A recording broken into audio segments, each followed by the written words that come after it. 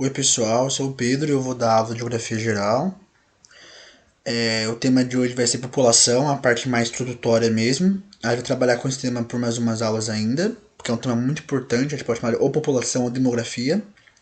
Então vamos lá começar. A primeira coisa que a gente tem que falar é o que seria basicamente o conceito geral de demografia. A demografia ela vai estudar, como eu coloquei no slide, a dinâmica populacional.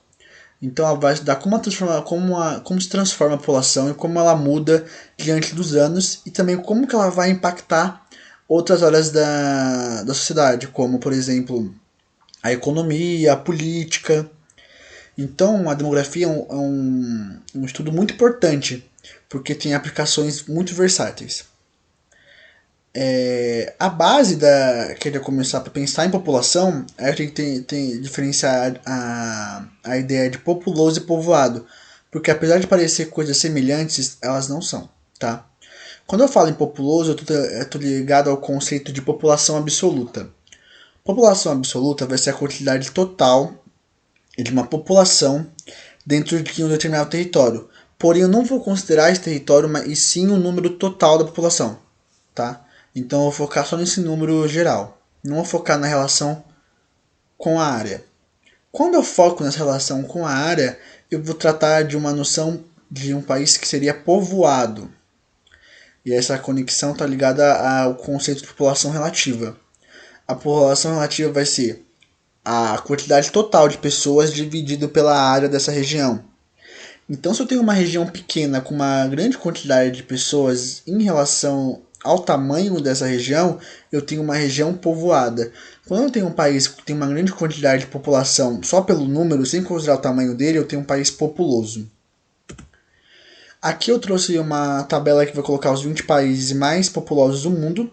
Como vocês podem ver, aqui não considera o tamanho do país, e sim só a população total.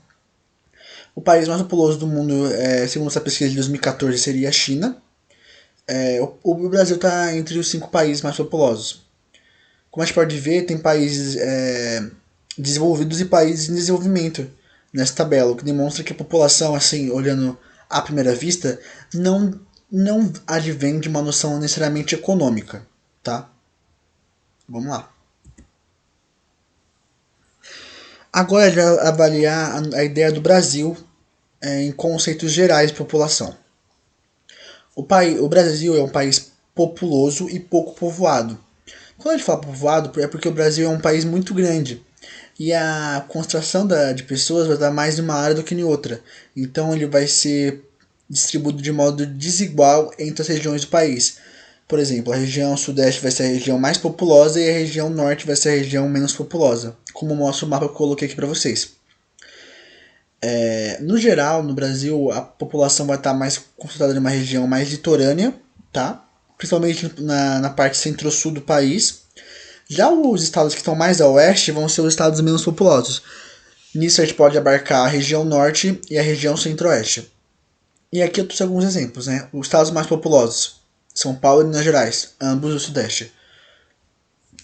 Estados menos populosos: Roraima e Amapá, estados do norte do país.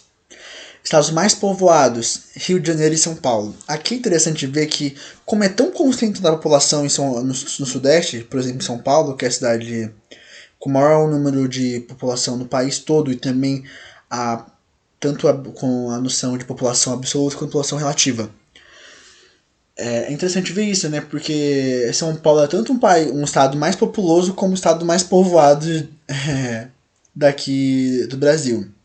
Só que o Rio de Janeiro é mais povoado que São Paulo, assim, em termos gerais, porque o Rio de Janeiro é um estado pequeno, né? Então a área dele é menor, então ele tende a ser mais povoado mesmo, tá? Porque lembra que quando a gente tá falando de povoado, a gente tá falando em um termo de população relativa, que é uma relação entre a quantidade geral da população e a quantidade geral da área onde essa população está situada. Beleza? Estado menos povoado: Roraima e Tocantins. Novamente, a gente está focando principalmente em sudeste mais populoso, norte menos populoso. Tá? Vamos lá. Quando a gente está falando em crescimento populacional, é esse aumento mesmo da população em termos gerais, tá? Só que tem dois modos da população crescer. ela pode crescer tanto a partir do crescimento vegetativo como a partir do fluxo migratório. Quando a gente fala de crescimento vegetativo, a gente está falando da diferença entre a taxa de natalidade, ou seja, a taxa de nascimento, e a taxa de mortalidade, que é a taxa de morte. Ou seja, estão nascendo mais pessoas do que morrendo, tá? Aqui no Brasil, depois eu vou mostrar para vocês, que vai chegar numa época que vai aumentar muito o crescimento vegetativo. Na imagem que eu trouxe aqui agora, ele vai relacionar a população do Brasil durante as décadas e como o crescimento vegetativo está ligado a isso. Como a gente pode ver, vai chegar numa parte no Brasil que a taxa de mortalidade vai cair, e ela vai começar a cair a partir da década de 20, mas principalmente a partir da década de 60, que ela vai cair muito.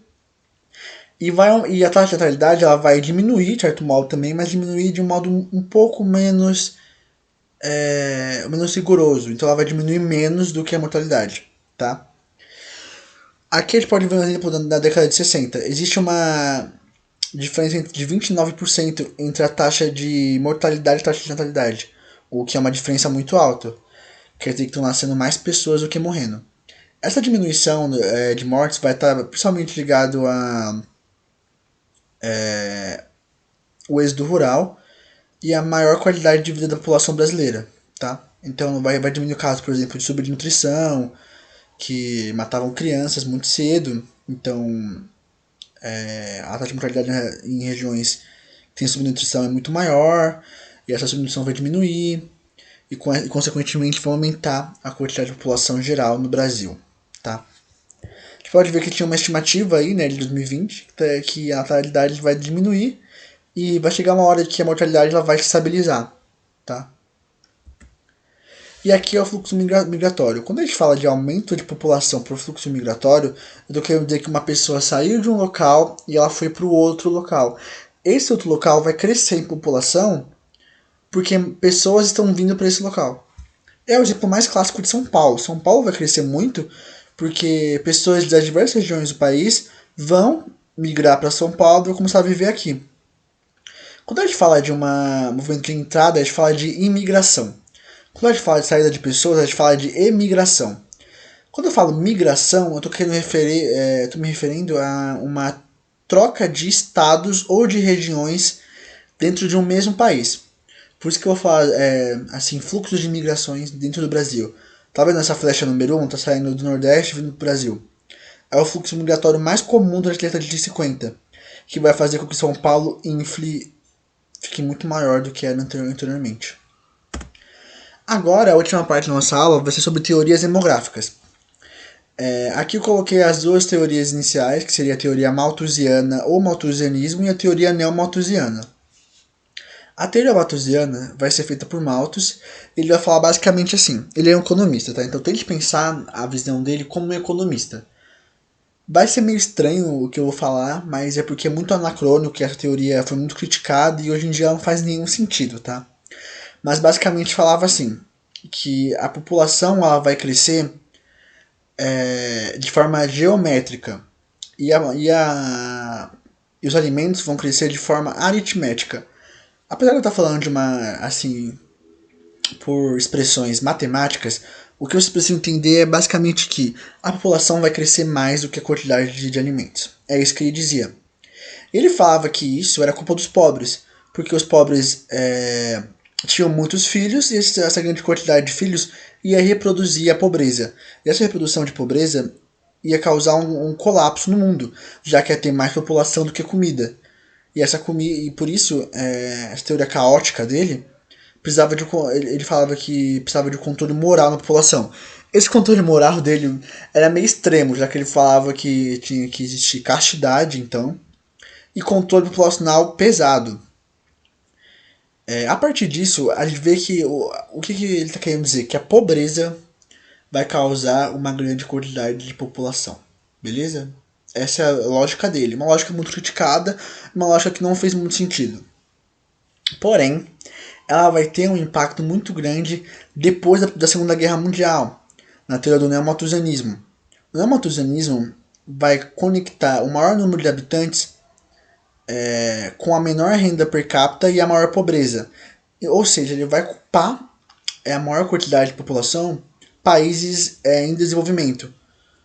Esse país em desenvolvimento, por ter um grande número de habitantes, ele vai ter uma renda per capita menor e uma maior quantidade de pobreza. E por isso que a teoria malthusiana vai recomendar um grande controle familiar a partir de métodos contraceptivos e também mesmo por métodos de educação. A China vai utilizar métodos neomalthusianos com a política do filho único para tentar diminuir a população dela, né? Então, ela vai, a partir de um controle estatal, vai fazer com que as famílias tenham apenas um filho. É interessante falar que hoje em dia eles querem reverter isso, porque deu muito certo. A política do filho único foi uma política que deu muito certo na China. E por ter dado certo, atualmente a população está diminuindo lá. Então no futuro, eles vão ter que simular para que as famílias tenham mais de um filho, para assim manter a quantidade de população que existe. Sobre a teoria neomalthusiana, eu trouxe um vídeo bem interessante para mostrar para vocês sobre um desenho chamado Capitão Planeta. O Capitão Planeta vai ser um desenho do início da década de 90, que vai trabalhar principalmente com conceitos ambientais do mundo. Então ele vai trazer 5 personagens, cada um de um continente do país, do mundo, certas regiões do mundo, cada um com poder ligado a elementos da Terra. E ele vai tratar de assuntos como doenças, desmatamento, crises ambientais. Em nenhum episódio ele trata da questão populacional, na qual um personagem vai ficar, por que eu não posso ter quantos filhos eu quiser, eu quero ter vários filhos. E basicamente a lição de moral que ele vai trazer para vocês é o que eu vou mostrar agora. É uma teoria, assim, um exemplo claro da teoria neomalthusiana. Vejam.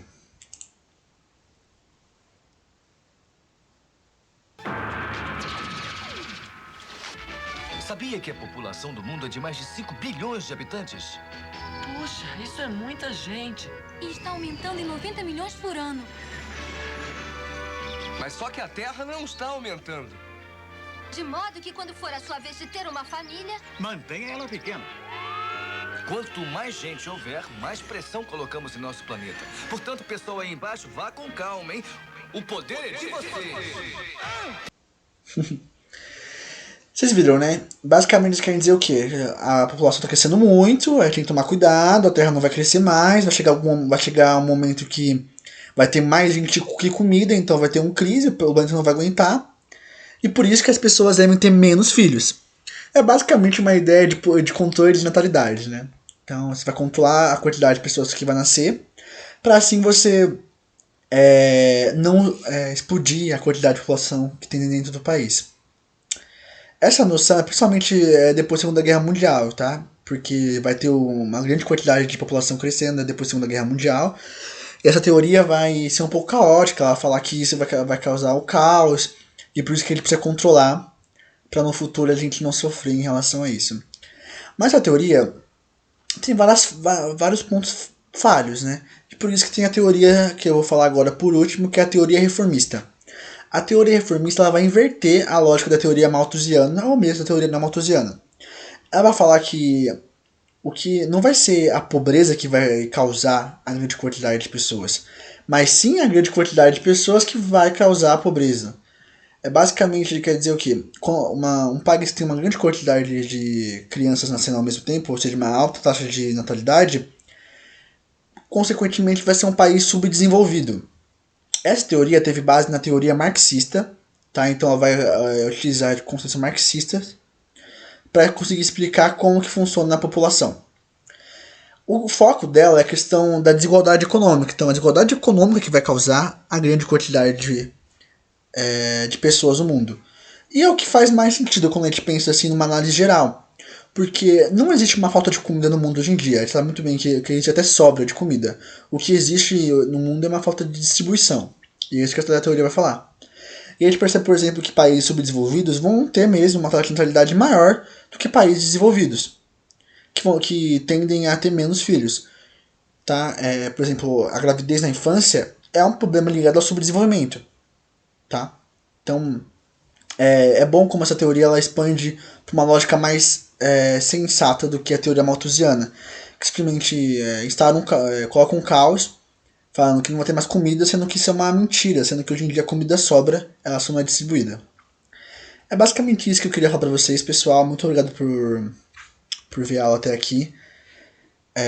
A próxima aula eu vou continuar tratando sobre população, mas sobre outros conceitos.